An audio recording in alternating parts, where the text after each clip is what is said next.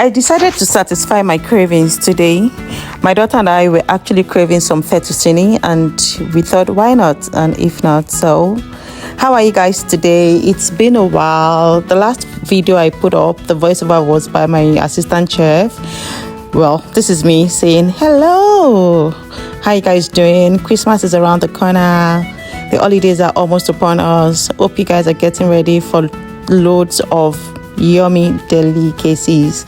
Look at that pot of yumminess. That was exactly the way we wanted it to be. So we got our ingredients there. Now this was before I diced it off. I have spring onions, broccoli, chicken breast, some margarine, heavy cream, the fettuccine itself, some tiny tomatoes, and there we started off by cutting the garlic into tiny chunks.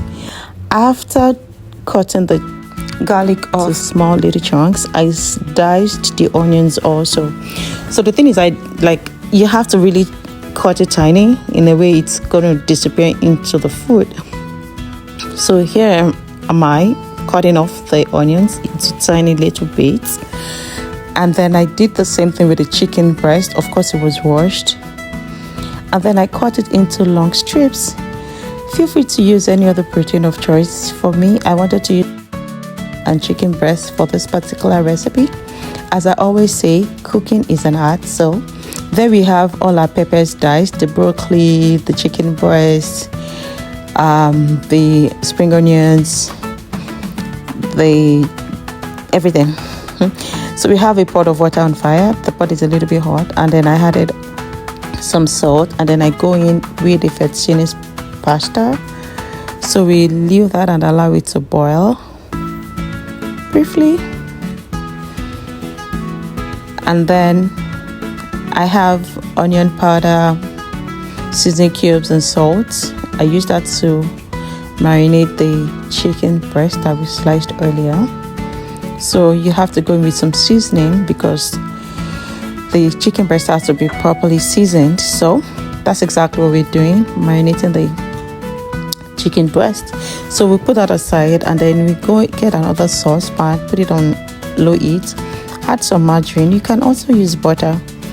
Either of both works just well.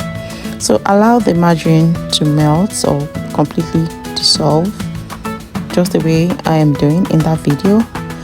I was quite impatient trying to get it to dissolve. That's why I kept flipping it, across the pan. Once it's completely dissolved, go in with the chicken breast, the already marinated chicken breast. Put that in, and then you have to keep stirring so that it doesn't burn.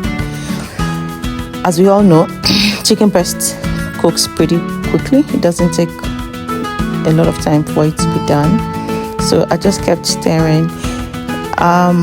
You would know it is done when the color changes. So we're checking on our pasta to see how that is coming along. It has to be relatively soft before you get out of the water. By the way, I added additional water to the original water for the pasta.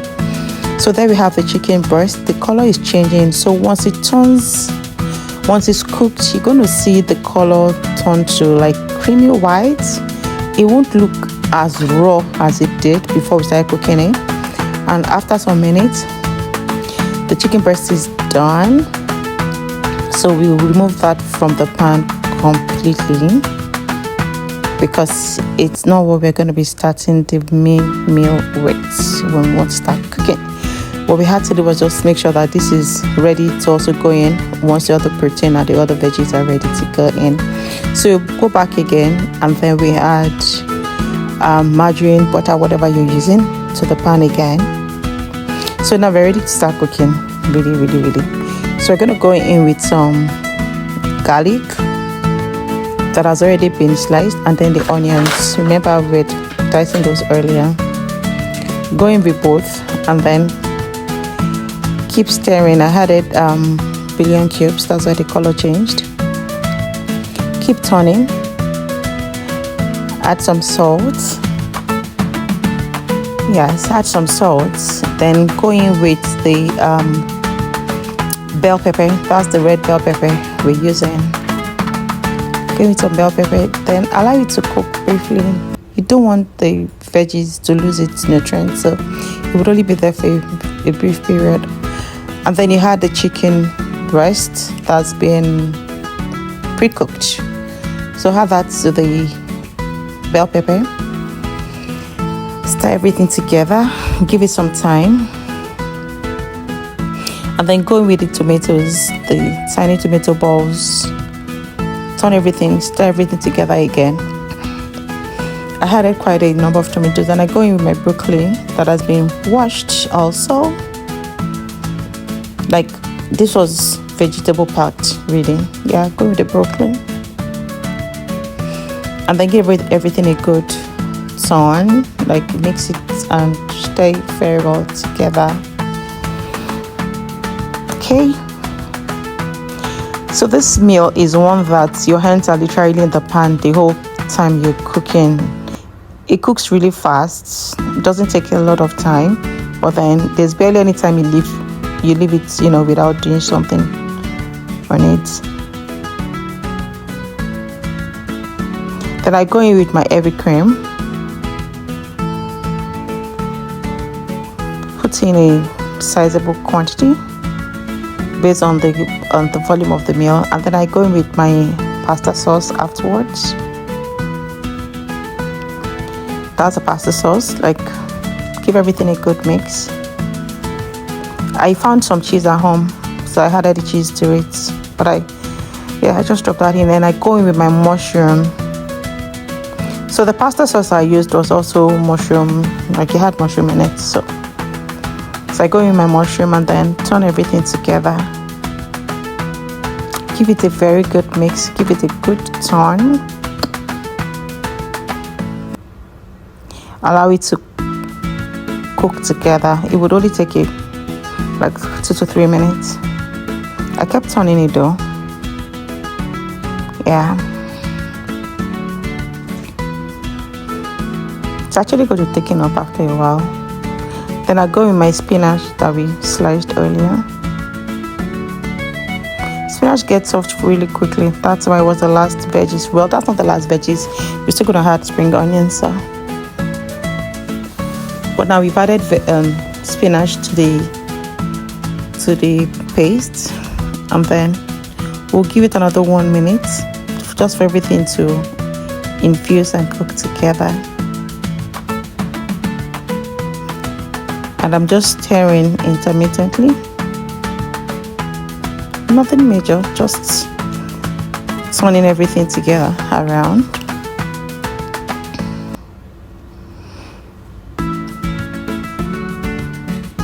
At this point, I was thinking of what else could I have done with this sauce apart from the original plan. So now we are going in with the pasta, add that to it. And thankfully, the sauce was actually just enough to cook with that 1 pack of fettuccine that we had. So go in with all of that. That's already been boiled and washed out of the warm water. So we'll just keep turning so that the liquid or the moisture can be absorbed by the pasta. That will take some minutes actually. And then keep turning, keep turning, keep turning.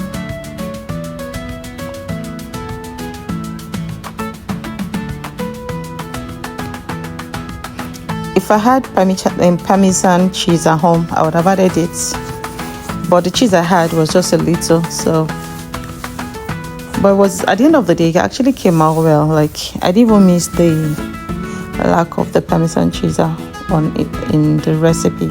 But that's something you should consider adding if you're replicating this. You had the Parmesan cheese right before adding the